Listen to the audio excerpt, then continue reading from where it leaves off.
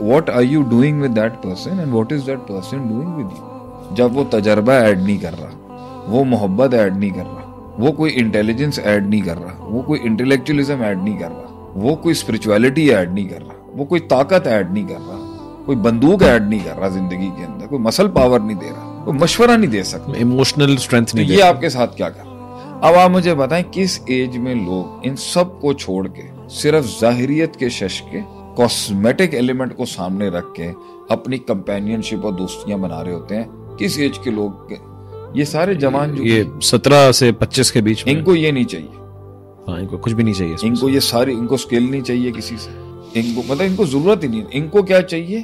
کہ میرے ساتھ وہ بندہ کھڑا ہو جس سے میری دنیا کے اندر نا ایروگنس اسٹیبلش ہو, واوا اسٹیبلش ہو, ٹور اسٹیبلشڈ ہو, اس کے ساتھ بیٹھ کے میں کول لگوں, سوسائٹی کی ایکسیپٹیبلٹی ملے مجھے.